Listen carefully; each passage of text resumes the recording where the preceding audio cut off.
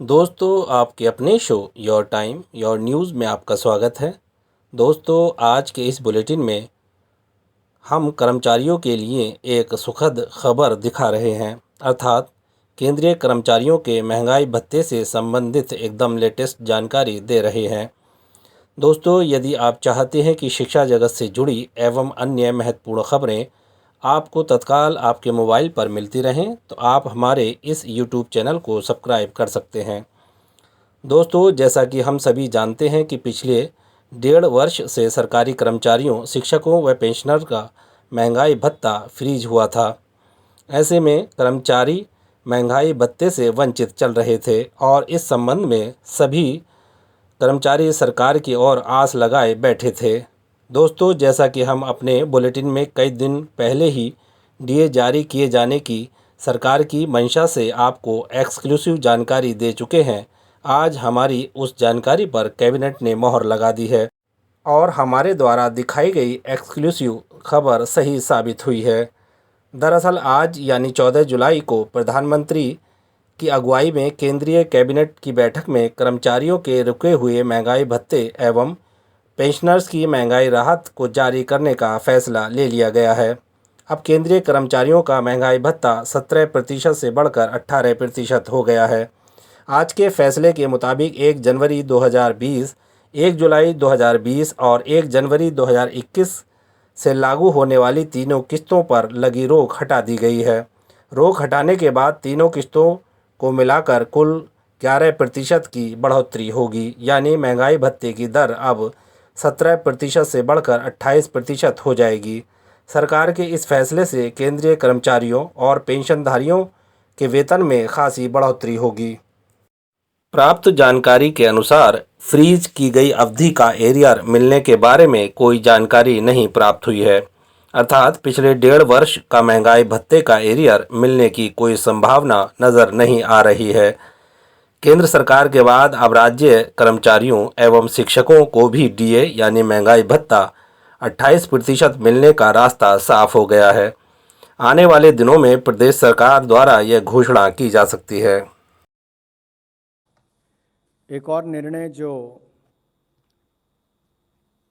केंद्र के कर्मचारियों के लिए, पेंशनर्स के लिए भी केंद्र सरकार ने एक बड़ा निर्णय आज लिया है। उसमें केंद्र सरकार के कर्मचारियों को डीए और पेंशनर्स को डियरनेस रिलीफ इसकी बहाली करने पर निर्णय किया गया है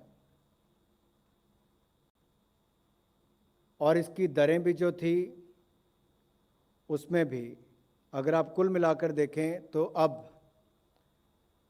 डीए की दर जो पहले 17% थी उसमें 11% की और वृद्धि करके कुल मिलाकर 28% इसको किया गया है। यानी कि डीए की दर 17% से बढ़ाकर 28% हो जाएगी। इसको 1 जुलाई 2021 से लागू किया जाएगा और इस प्रस्ताव ये जो हमने निर्णय किया है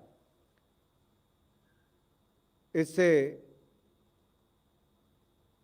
जो हमारे सरकारी कर्मचारी हैं, पेंशनर्स हैं, उसको लाभ भी मिलेगा।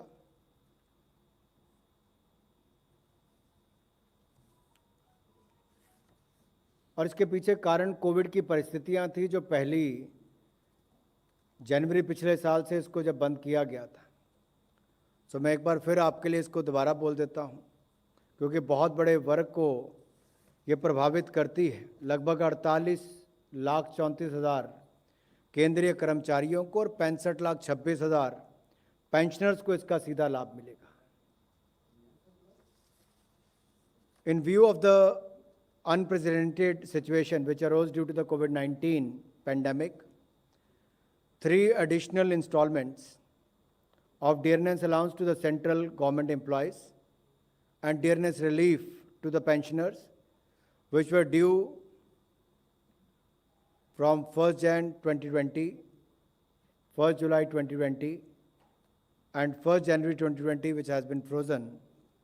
Now the central government has decided to increase the dearness allowance. The government has decided to increase the dearness allowance to central government employees and dearness relief to the pensioners with effect from 1st July 2021 to 28%, representing an increase of 11% over the existing rate of 17% of the basic pay or pension. The increase reflects additional installments arising on 1st Jan, जो मैंने आपको पहले भी कहा 1st Jan 2020, 1st July 2020 and 1st January 2021. The rate of dearness allowance, dearness relief for the period 1st Jan 2020 to 30/6/2020 shall remain 17%.